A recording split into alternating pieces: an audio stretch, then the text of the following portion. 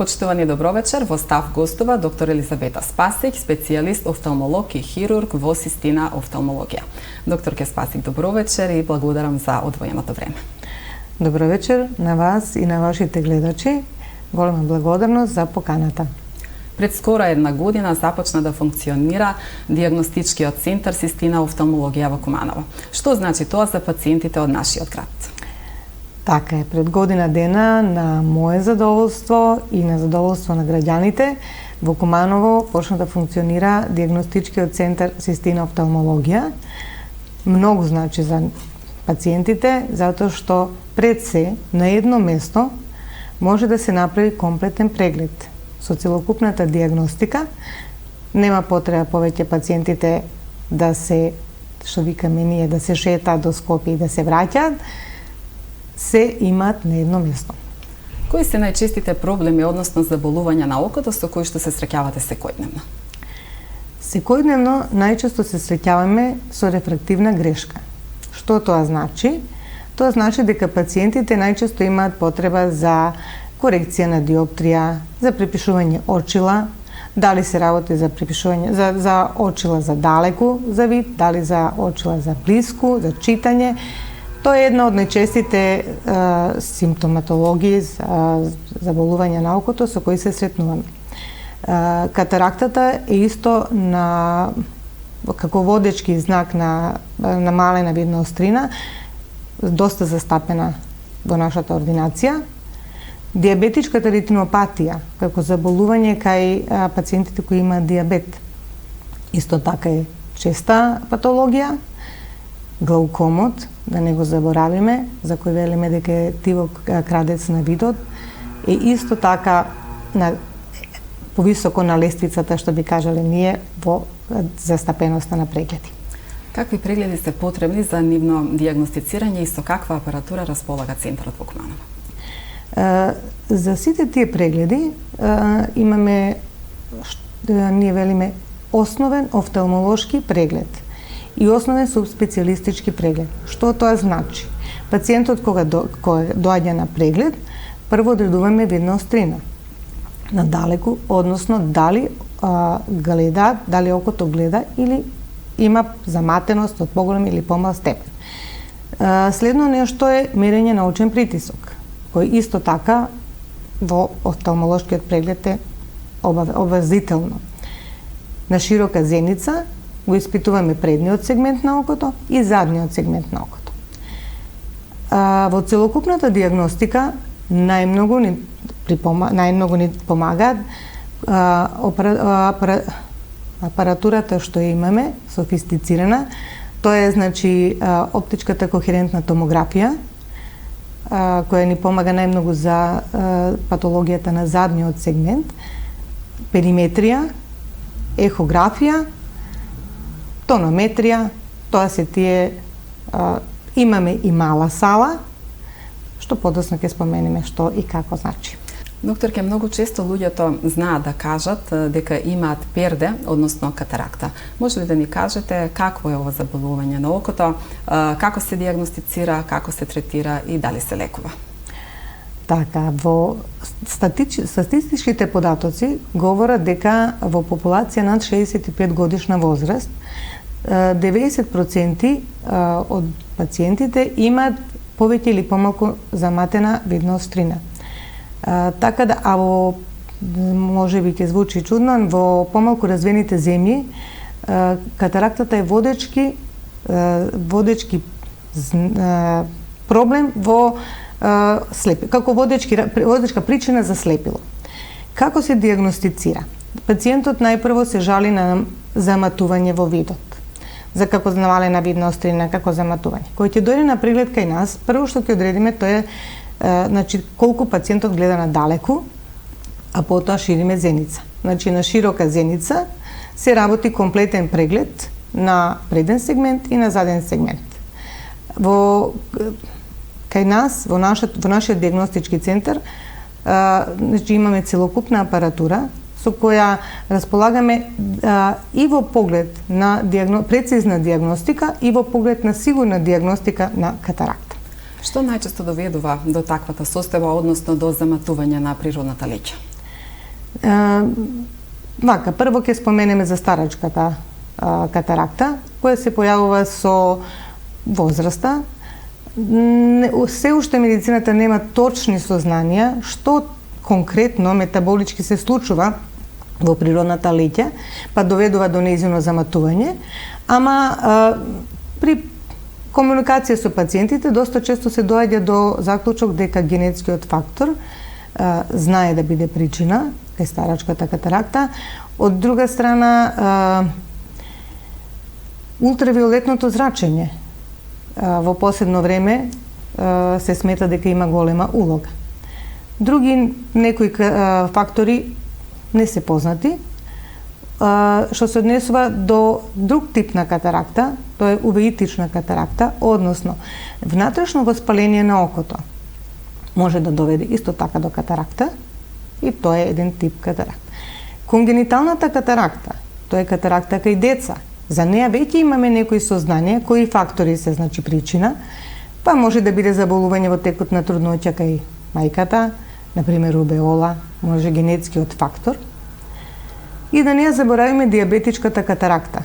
Значи диабетот како заболување носи и некои своји ризик фактори, конкретно го менува метаболизмот на природната леќа, па пред време, односно се појавува катаракта кај пациентите кои имаат диабет пред годините кои ние ги сметаме како сенилни.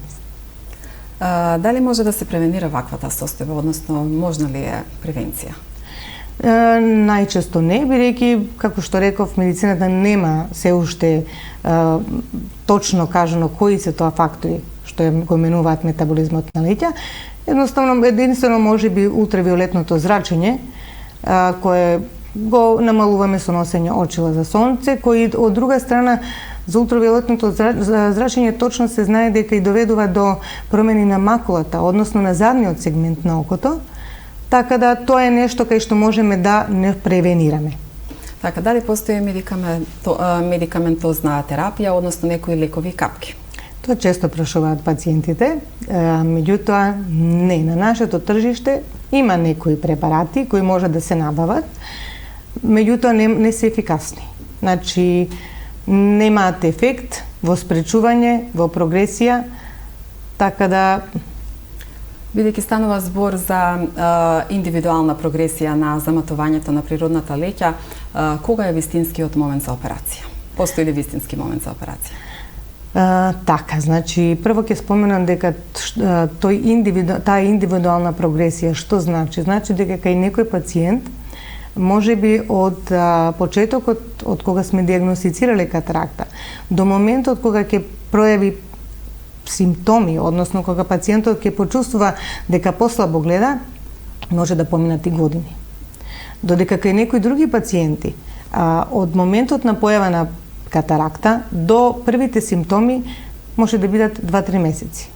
Така да тој период на таа прогресија е дефинитивно различен, меѓутоа е прогресивно заболување. Значи, нема катаракта која не прогредира, така да кога е најпогоден момент? Кога пациентот ќе почувствува дека послабо гледа, нема потреба да се пролонгира оперативниот зафат, затоа што само со оперативен зафат се решава тој проблем, а во денешно време, самата метода за која подоцна ќе споменеме, бара катарактата да не биде презријана толку, да не се дојде во тој најдоцнежен период, кога ќе биде, да кажам, и самиот оперативен зафат и постоперативниот третман, кои ќе бидат продолжени, кои ќе едноставно и доста често се можни компликации. Колку е важна раната диагностика на катаракта и дали катарактата може да се утврди на редовен систематски преглед? Да, катарактата може да се утврди на редовен систематски преглед и тоа многу порано отколку пациентот самиот што ќе забележи дека има намалена видноострина. Затоа што таа катаракта која не е во централното видно поле, таа која е на периферија, која ние диагностицираме дури откако ќе прошириме зеница, таа катаракта не дава некоја симптоматологија на која пациентот ќе се пожали. Значи, он не приметува дека послабо гледа, ама ние кога со самата диагностика можеме да диагностицираме, значи дека постои заматување на леќата која не е во видно поле, ама периферна. И може да се, може на време со навремена диагностика да се прати, да се потенцира дека со редовни контроли да не дојде до таа фаза кај што е тешко операбилна. Систина офталмологија е позната по специфичен и индивидуален пристап кон пациентот и има еден поширок диагностички пристап. Дали би можеле да ни кажете колку е важно да се согледа општата состојба на окото? Тоа е еден многу битен момент, затоа што кај нас не само што ја согледуваме со општата состојба на окото, едноставно ја согледуваме и општата состојба на пациентот, затоа што ние велиме не лекуваме само око, ние го лекуваме пациентот. Во таа смисла многу ни помага целокупната диагностичка апаратура која имаме во диагностиката која комплетно треба да се направи. Значи, што тоа значи? Тоа значи диагностика не само на предниот сегмент, него и на задниот сегмент, и со самото тоа, не диагностика само на катаракта, него непропратните заболувања, дали се системски или се локални, кои во склоп на целокупната диагностика треба да ги имаме во предвид, пред се затоа што на пациентот треба да му се објасни што очекуваме после операцијата, после оперативниот захват, односно што очекуваме колку он ќе може да гледа. Мислам дека би било добро да ги запознаеме пациентите со основните податоци за една оперативна интервенција на катаракта, односно колку трае интервенцијата, како се изведува, со каква анестезија и слично. Така. Во денешно време медицината, односно офталмологијата, доста напреднала, поготово што се однесува до новини во апаратура, во техниката, самата техника на изведување на интервенцијата. Значи вака, тоа морам да напоменам дека тоа е еднодневна интервенција. Што значи во текот на истиот ден пациентот си оди дома. Прво, значи доаѓа кај нас, има еден момент на предоперативна припрема, што значи се вршат сите мерења, дали се работи за мерење на интраокуларна леќа, диоптрија на интраокуларна леќа, дали се работи за испитување на задниот сегмент. После таа предоперативна припрема, пациентот се воведува во предоперативен простор, каде што се капат капки и се пере со антисептички средства и после тоа се воведува во сала, да се пресоблека во пижама или да може да се влезе во стерилна сала. Кој ќе влезе во салата, се става на оперативен стол, изнад пациентот, изнад главата на пациентот е оперативниот микроскоп, зад него е операторот.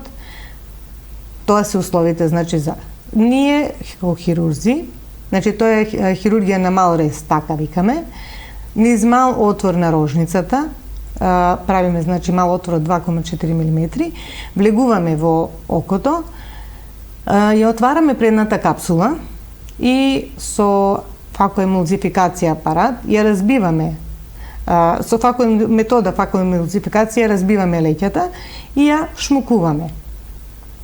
При тоа оставаме задна капсула, бидејќи леќата има и предна и задна капсула, и оставаме задната капсула целосна, интактна, како ние што велиме, и тоа е носач за интраокуларната леќа, вештачка, која вградуваме на место каде што била природната леќа.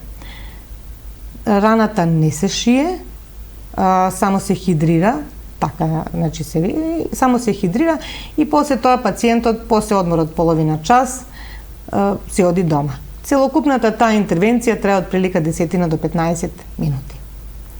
Кога сме кај заболувањата на окото, претходно ја спомнавте и болеста диабетична ретинопатија. Кажете ни како се диагностицира, како се третира ова заболување на окото? Кое што се појава кај диабетичари? Така, диабетичката ретинопатија е Ако се земе во предвид дека многу пациенти, голем дел од популацијата се среќаваат со диабет, дали е тоа диабет на таблетарна на лекување или диабет со инсулин, доста често, пак ќе кажам некоја статистика, вели дека после 10 години од третирање на диабет, диабетичката ретинопатија се појавува кај 50%. Диагностицирано или недиагностицирано. После 15 години од диагностициран диабет, уште повеќе процентот. Во што се состои диабетичката ретинопатија? Првенствено, зголемената концентрација на големената гликемија доведува до оштетување на микрокапиларите, кои сега ние во наочното дно можеме да ги видиме директно кога ќе расшириме зеница, и на тие места кои што се оштетени микрокапиларите се појавуваат, дали се тоа точкасти крварења, дали се отоци, дали се преципитати некои. Значи, севкупно првенствено се појава симптоматологија на задниот сегмент, еден од моментите е диабетичката катаракта, и исто така како катарактата, така и диабетичката ретинопатија е прогресивно заболување. Постојат неколку стадиуми. Прво е непролиферативната диабетичка ретинопатија. Ако таа не се лекува, не се третира, она прогредира во пролиферативна. Непролиферативната во денешно време, значи во денешно време имаме доста софистицирана терапија која се сведува на така наречена анти-ВГФ терапија, односно народски доста познати инекции во око што ги даваме, чија улога е тие крварења да се повлечат, отоците што се ствараат во центарот за јасно гледање исто така се повлекуваат и не се спречува пролиферативната фаза да не дојде во стадиум на пролиферативна. Фазата на пролиферативна ретинопатија, диабетичка ретинопатија е понапреден стадиум кој веќе се третира со оперативен зафат, а ако не се третира, доста често знае да дојде до крварење во целото око, да се така наречен хемофталмус, или да се направи аблација на ретина. Тоа се веќе најкасните стадиуми на диабетичка ретинопатија. Кажавте дека глаукомот е тивокрадец на видот. Може ли да ни кажете нешто повеќе за ова заболување на окото? Глаукомот, како што самото име му зборува, е тивокрадец на видот. Зошто тоа е така? Затоа што пациентот ништо не чувствува. Обично пациентите мислат дека ако ги боли окото, дека е тоа знак за покачен очен притисок. За жал не е така. Бидејќи болката често знае да не биде пријател, и ако е така, тогаш пациентите на време би се јавувале на преглед. Меѓутоа не, кај глаукомот ништо не чувствува пациентот, а постепено се намалува видното поле. Видното поле, видната острина, затоа што окото постепено се навикнува на покачен очен притисок, не дава болка, која ќе го предупреди пациентот да отиде на преглед, и дури откако најчесто, дури откако ќе го изгуби видот на едното око пациентот, кој ќе почне да се намалува видната острина на другото око, он доаѓа на преглед. Затоа апелираме, да кажам на некој начин, и еве сега ги потсетуваме пациентите, редовна контрола е конкретно кај глаукомот, редовна диагностика, редовна контрола е мерката за предупредување на глауком или за... Значи, само да кажеме што значи редовна контрола, односно колку често пациентите треба да посетуваат офталмолог, например, годишно? Пациентите кои имаат диабет, ако се по некое правило да кажам, ако се на инсулин, обично еднаш годишно. Тие што се на таблетарна терапија, 2 пати годишно, ако нема никакви промени на очното дно, може и еднаш годишно. Офталмологот проценува на основа на преглед и на основа на состојбата на задниот сегмент, дали е потребно 2 пати, дали еднаш годишно. Што се однесува до постарата возрастна, значи повозрастната популација, после 60 години, мислам дека еднаш годишно, посебно кај пациентите кои може не знаат дека нивните родители имаат глауком, ама ако знаат дека капат некои капки, значи обавезно барем еднаш годишно. После 45 години, обично на 45 години, се појавува првата потреба за очила за блиско. Барем тогаш пациентите да посетат офталмолог. Барем тој, значи, прв преглед да биде тогаш од тие години, да не биде она очила зимање на своја рака, па после, не знам, после 50 на години прв преглед кај офталмолог. Барем тоа да го запасме. Спомнавме за операција на катаракта, но какви се оперативни зафати се прават во центарот во Куманово? Во центарот во Куманово имаме мала сала и тука правиме значи операција на цисти на капаци, на туморчиња на капаци, на јачмен и така некои помали интервенции на капаците. Исто така аплицираме анти-ВГФ терапија, која споменавме кај диабетичката ретинопатија и би сакала што да напоменам дека анти-ВГФ терапијата ја користиме и кај сенилната дегенерација на макула. Што значи сенилна дегенерација? Со годините се појавува старење на самиот центар за јасно гледање. Па сега има сува форма и влажна форма, која со крварења и уште по-прогресивна и по-агресивна, да кажам, од сенилната сува форма, и тогаш е многу битно на време да се диагностицира и да се третира со таа анти-ВГФ терапија. Тоа го, значи, практицираме кај нас во Кумановската ординација. Инаку самите интервенција на катаракта и сите други интервенции во офталмологијата се изведуваат во Систина во Скопје.